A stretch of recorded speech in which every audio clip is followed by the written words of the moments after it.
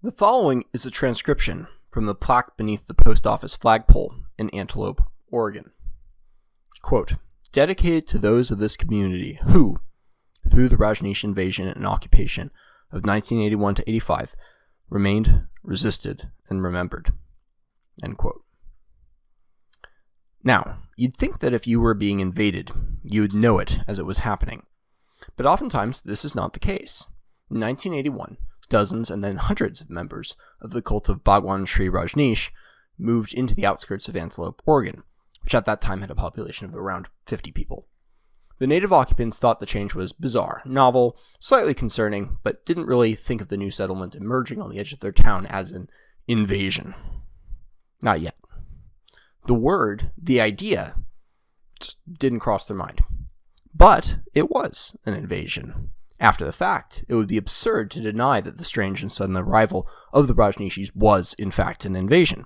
Yet only with hindsight were people able to recognize the event for what it was. So what about warfare? According to a Rasmussen poll, 31% of Americans believe that we are likely to see a civil war within the next 5 years, while 59% are concerned that Trump's opponents will resort to violence.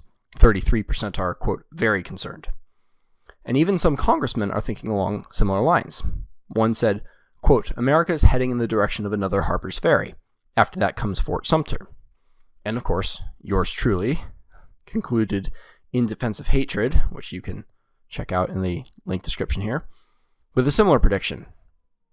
Quote, and if not, that is, if people do not accept the importance of hatred in order to defend what they love, if not, the greater the glory for those of us who saw the war coming in time to prepare. And that was February 5th, 2017. So I'm not just jumping on this train now. But what do we mean by war? Will we recognize it if or when it happens? Is it really as likely as a third of Americans believe? And if so, what might we do to prepare? All of these are important questions, but answering them will require a better understanding of the nature of war, just as the inhabitants of Antelope needed a better understanding of the nature of invasions in order to identify what was going on around them. Now, the parallels between war and invasion run deeper than mere analogies, because in many cases the two are essentially the same. The famous Prussian general and military theorist Karl von Clausewitz famously described war as the continuation of politics by other means, which means that war can be waged without open violence on a massive scale. Not how most people think of it, but a mind on par with Clausewitz, arguably Israeli military historian Martin van Crevel, has recently argued that in many cases immigration and warfare are functionally identical. There's a quote from an essay he wrote recently. Quote, war is far from the only cause of migration. Other reasons, primarily economic, have always played an important role in encouraging people to leave their native lands. As the examples of the Puritans and Huguenots show, religious motives can also be a factor. Yet even when these other reasons were the cause, war and migration have been closely linked in various and complex ways. At some times, war and migration were essentially the same, as in the Great Migration of the peoples during the first few centuries after Christ, the Arab expansion after 632 AD, the Magyar invasion of Europe, the Mongol invasions of China, and the movements of many African tribes from one part of the continent to another. End quote. And I think you could add to that list the migration of European settlers to the American continent. But that's neither here nor there.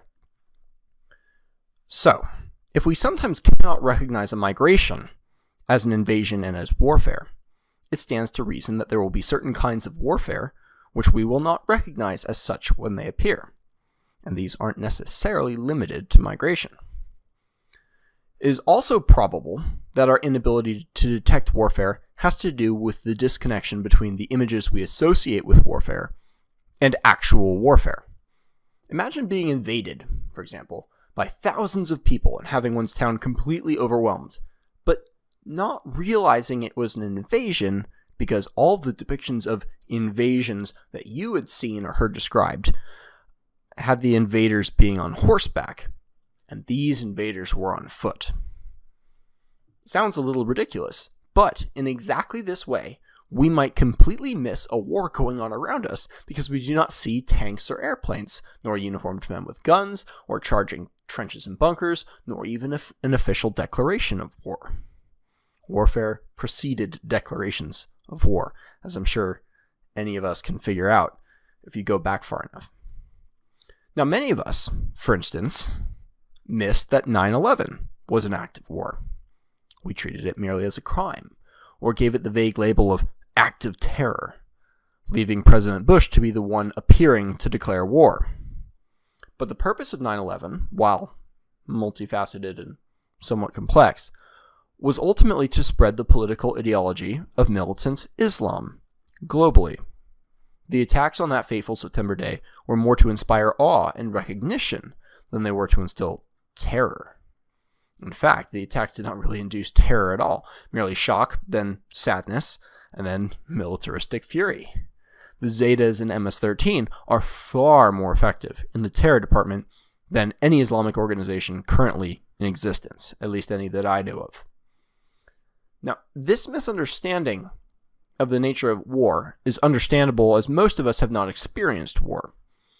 All that most millennials, and indeed most Gen Xers and Boomers, have to go on are movies and novels. But, as Vox Day clarifies, warfare isn't fundamentally about killing people. Quote, this is from a video of his he's put out recently that I recommend to everyone. He says, "What is the ultimate purpose of war? What is the usual outcome of a successful war? When we think about war, we tend to think about killing people. We think about the destruction of the battlefield. But really, that's not necessarily true. If you look at the successful wars of Nazi Germany, most of the countries that they defeated, they did so without very much bloodshed. When they overran Holland, when they conquered Norway, when they conquered Belgium, even the war for France, were, compared to World War I and other wars, relatively bloodless. And yet we wouldn't dream of considering these various wars to not have been military conquests. So the actual outcome of a war is the change in the ruler. It's a change in who governs whom." End quote. All this is to say that an American Civil War will most likely not look anything like its predecessor in 1860, just as that war did not look like the Napoleonic War that occurred prior to it, and which was the primary source of military theory at that time. William S. Lind and Gregory Teal have written about 4 generations of modern war beginning after the Peace of Westphalia in 1648, which established the nation-state as the only legitimate kind of participant in the domain of warfare. Now, the fact that this state of warfare is basically all we've been exposed to for the last 350 years makes it easy for us to forget that this paradigm was not always dominant, nor even the norm. Wars were fought between cities, between families, between businesses, between religions, and between races. Vietnam and Afghanistan marked a turning point.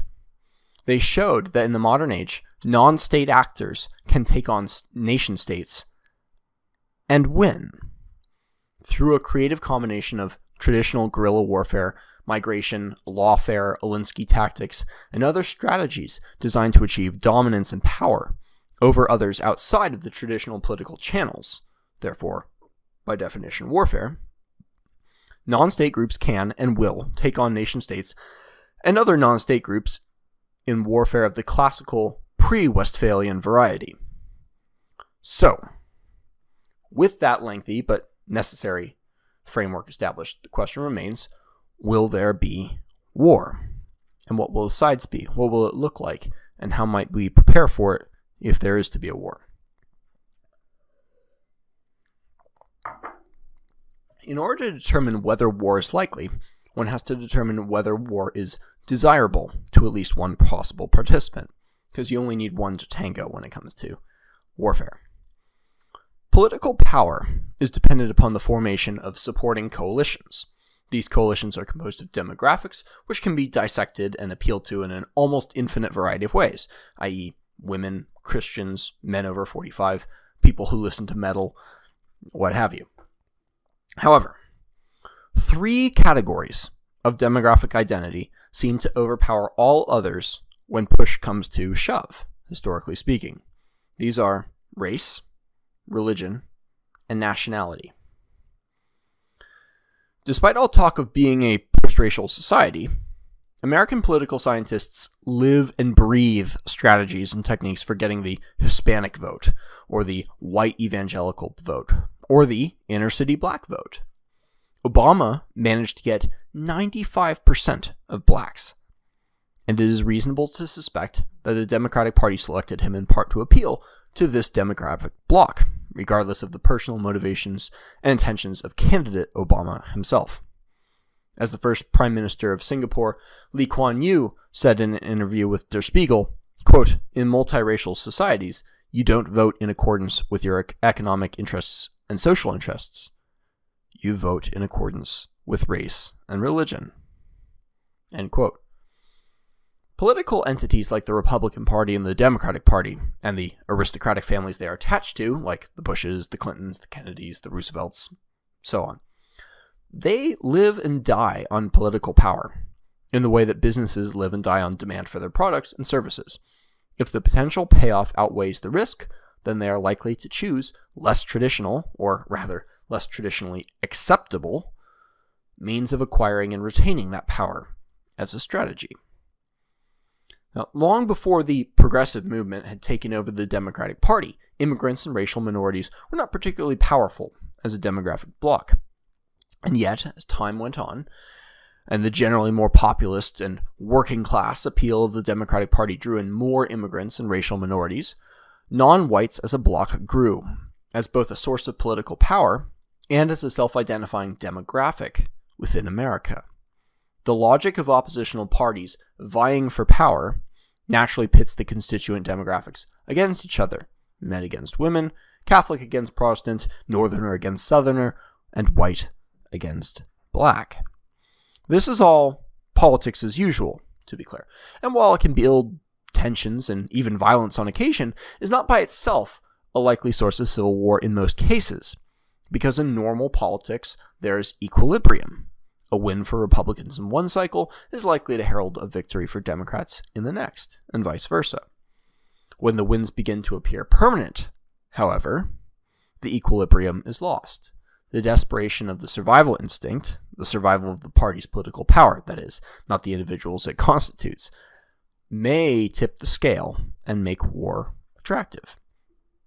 Now, since the nation's inception, both dominant political parties, not always Republican and Democrat, but you get the point, were essentially appealing to Americans. There was some early religious friction, but on the whole, everyone spoke the same language, ate the same food, worshipped the same God, and came from the same race. But in the early parts of the 20th century, the Democrats in the Northeast realized that they could appeal to Irish Catholic immigrants, and set about more or less inventing a sense of oppression among the Irish. And although abuse and bigotry against the Irish did exist in the 19th century, the scale and degree commonly accepted today is exaggerated in some cases and is actually largely fictitious. The Irish in particular are not especially important today, really, except what their political prominence represented as a shift in American left political strategy. Rather than appealing to subpopulations of Americans, the Democrats began politically investing in racial, religious, and ethnic minorities, generally, and especially with blacks. Much later, this would be expanded into sexual minorities, the LGBTQ community, religious minorities like Muslims, and immigrants, largely Latino Catholics. Now, at first glance, homosexuals and Muslims seem like odd bedfellows, given the Muslim predilection for throwing gay men off of buildings. But from the perspective of the political powers that be, it's perfectly sensible as a demographic coalition against the dominant power in the nation, which is white Christians, namely Protestants, of North European descent, generally speaking. They even began crafting moral theories denying the legitimacy of demographic power, at least if you're white. Now, unfortunately, this strategy crossed the ordinary boundaries of what people were historically willing to consider their in-group, based on self-identified nations. Religion by itself is hard, and race arguably even harder, Combine the two and throw in foreign languages with steady stream of invaders to pump up the left's voting bloc, and you have a recipe for extreme civil instability. When the demographic blocks are genetic rather than based upon intranational issues, and when there are disparities in birth rates between these groups, and then massive waves of immigration come in, the political equilibrium is gone, seemingly for good. In its place is a whole lot of confusion, mistrust, resentment, and in some cases, hatred.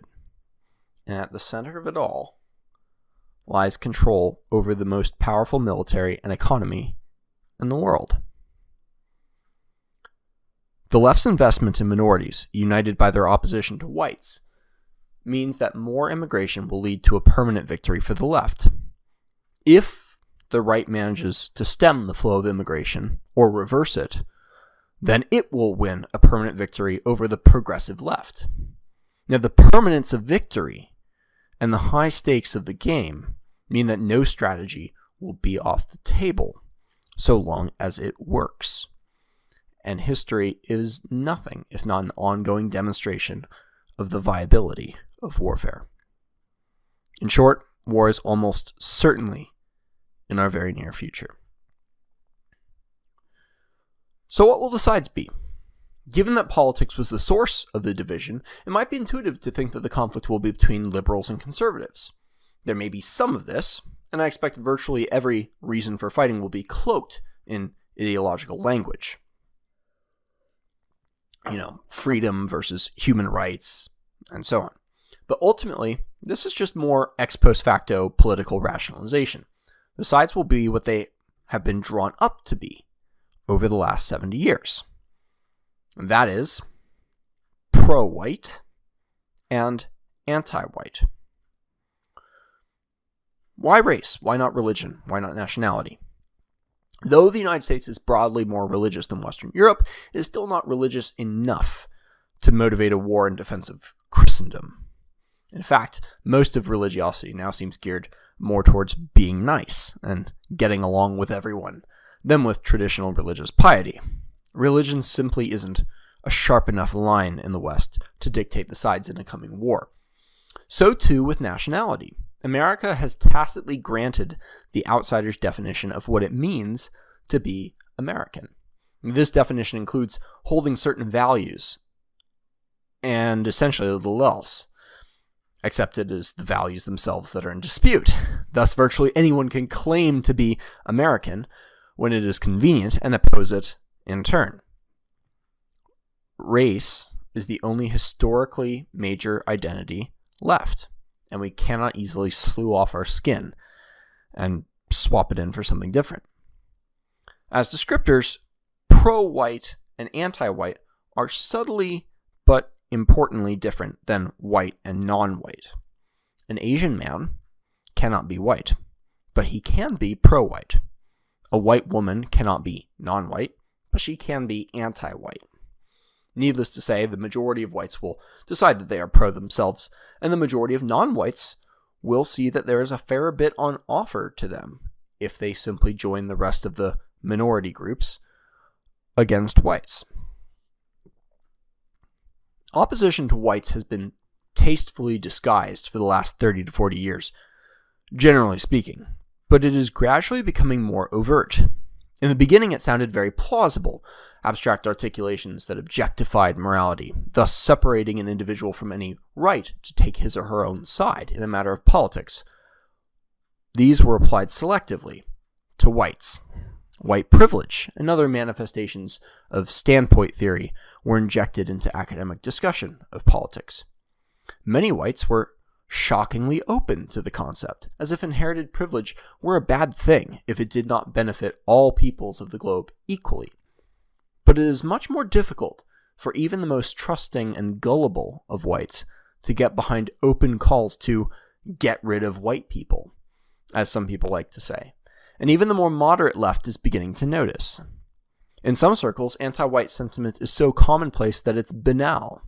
The future of the left is probably progressive, and the progressive movement is fundamentally anti-white. This is not a matter of ideology, It's a matter of acquiring and retaining political power. The progressive left has invested itself in a large demographic set composed of groups with nothing in common except that they are not average white people. If they are not anti-white, they lose. So those are the sides. Pro-white and anti-white. What will it be like? Given what has been successful at achieving the aims of war in the last few years, we can expect a lot of propaganda, lawfare, doxing, boycotting, and mechanisms of disruption that are as harmful as imaginatively possible without being outright illegal. Expect everyone unanimously to condemn as immoral anything illegal, like punching someone in the face. But they will defend acts far more harmful, but not as clearly illegal, like getting someone evicted from their home. The violence will likely come in two primary forms. First, riots. They will be billed as demonstrations and expressions of free speech, but will inevitably turn destructive, with vandalism, hopefully the enemy's property, and violence towards the enemy should they show up. Your results may vary. The second, more sinister form will likely be anonymous bombings in the manner of the IRA, Weather Underground, Taliban, or Ted Kaczynski. A week before I wrote this, Antifa threatened to do exactly this. And this is from their website. They say, "This is all going to get more extreme. And it should. We are living in extreme times. The harm that is being done to all of us by the people in the American government is extreme. To imagine that Mexican immigrants should happily cook for and serve meals to people who enable a man who's determined to demonize and persecute them as subhuman criminals is far more outrageous than the idea that those enablers should not be served in restaurants. I do not believe that Trump administration officials should be able to live their lives in peace and affluence while they inflict serious harms on large portions of the American population." This is speech, mind you. Not being able to go to restaurants and attend parties and be celebrated is just the minimum baseline here. These people who are pushing America merrily down the road to fascism and white nationalism are delusional if they do not think that the backlash is going to get much worse. Wait until the recession comes. Wait until Trump starts a war. Wait until the racism this administration is stoking begins to explode into violence more frequently. Read a fucking history book. Read a recent history book. The US had thousands of domestic bombings per year in the early 1970s. This is what happens when citizens decide en masse that their political system is corrupt, racist, and unresponsive. The people out of power have only just begun to flex their dissatisfaction. The day will come, sooner than you all think, when Trump administration officials will look back fondly on the time when all they had to worry about was getting hollered at a Mexican restaurant.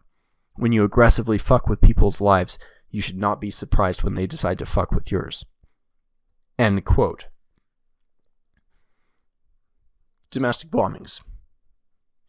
Now, as scary as this may sound, the reality of the violence will likely be sporadic and distant, more a subject of infinite internet outrage than a lived reality for ordinary people. The real fear will not be from the violence, but from the ever-present threat of having one's business or family harassed for signaling, intentionally or otherwise, that you are on the wrong side. Any degree of asymmetry in this harassment campaign will incentivize the general public to side with the more terrifying of the two sides, meaning that despite everyone's protestations to the contrary, the more intolerant side is likely to win in the long run. Civility is not the way to salvage things, it simply loses. Now, harassment has a number of connotations and may sound as benign as mean words. But as a fourth-generation war tactic, it is designed to get you to lose your job, to separate you from your family, who may blame you for the harassment and instability that they are experiencing, rather than the people actually perpetrating the harassment. And generally, to make life as unlivable as possible. The suffering this can cause is very real, and it lacks even the nobility of enduring more extreme violence, which can invoke courage sometimes, and will generally garner at least some sympathy and solidarity when suffered. In short, the coming Civil War will be characterized by infrequent, but much referenced, street skirmishes, anonymous acts of arson and bombings, and the occasional Anders Breivik-style spree shooting. But most of all, by a culture of lawfare and legal warfare that threatens to severely punish anyone who can be identified as a leader or even a member of the opposing group. Rather than the sometimes heated disagreement that covers mutual pursuits of a common aim, as in ordinary politics, the coming Civil War will have different sides pursuing radically different aims, disguising their motives in the language of morality and commonality. The difference is subtle in appearance, but the implications are profound, and the effects will be undeniable. So, how might we prepare? The intuitive response to the prospect of war might be to move to another country, or to buy a gun and get in good shape. The latter response, at least the fitness portion, is good advice generally, and guns can be fun for recreation and hunting, but their usefulness in a fourth-generation war is going to be relatively negligible compared to previous conflicts. Moving to another country may help you and your family temporarily escape the conflict at home, but it turns you into a new invading force for someone else. Eventually, we all have to face the conflict that the politics of multiculturalism has brought to our doorstep, and all else being equal, maybe it's better to have the home court advantage. So, what can be done? There's three things. 1. Become anti-fragile. Making yourself financially and socially resistant to the harassment of the other side is the fourth-generation warfare equivalent of building fortifications and battlements. Diversify your incomes as best you can, and network with people who share your political views. Try to become less dependent upon infrastructure controlled by the enemy, and familiarize yourself with the basics of how to identify and resist attacks, ideally how to profit from them. 2. Don't talk to the media. Really, don't talk to the enemy generally. Everything you say can and will be used against you, no matter how sincere they make themselves appear. A journalist, or even a blogger, may ask questions seeming to have genuine curiosity about what you believe and why, only to excise one quote without context and remark about how Hitler once said something very familiar. This piece gets distributed to hundreds of thousands of people, while your attempt at rebutting this character assassination reaches maybe a few hundred. Now, riled up activists believe you are a Nazi, and they hold nothing to be more moral than fighting against fascists. They can still attempt to do this without your comments, but it is never as persuasive or as punchy as when they do it with the subject's own words. So don't give them the ammunition. You are not clever enough to outsmart them, and even if you are smarter than all of them, because they can edit it or simply omit what is not convenient for their narrative. Now that's 2. 3, you have to recognize the enemy. This is arguably the hardest and the most important point, because the enemy will try to portray itself as objective and civically minded, rather than as revolutionary. They just want dialogue. By outward appearances alone, this will likely be a compelling facade. But it is just a facade. We know this based not upon what they say, but upon what they do.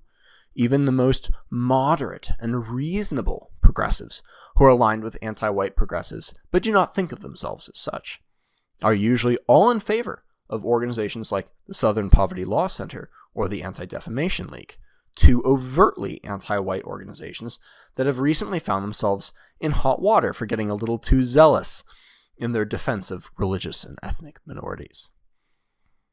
They don't want dialogue. Dialogue implies a back and forth, a willingness to grant that the other side might be right about something. What they want is victory and political power. That's been the goal from the start. If that can be accomplished with verbal demolition disguised as dialogue, so much the easier. It saves the loss of perceived moral high ground, often aroused through more nefarious tactics. So, to conclude here, the first realization is that civil war is on the horizon. And this is an important recognition that more and more Americans are waking up to. But the second, more profound realization is that civil war is already here. Everything described above has already begun happening in many circles. And the fact that it hasn't engulfed our lives and nation absolutely is no more proof of there not being a war than the containment of other military conflicts to certain battlefields denies their status as real wars. We are living in a Cold War, with proxy actors and conflicts playing out in a variety of fields, from the classroom to the courtroom, from the Senate to the streets. The question is only where things will heat up and how much. That this war does not conform to many people's expectations about what war will be like makes it no less real. The unwillingness to call it war, however, makes us potentially more vulnerable. Like the hapless citizens of Antelope, Oregon, it is better to be able to recognize the invasion going on around you, rather than to realize what happened only in hindsight. That kind of thinking leaves survival up to luck and the skill of your enemy, and eventually, you will lose that game.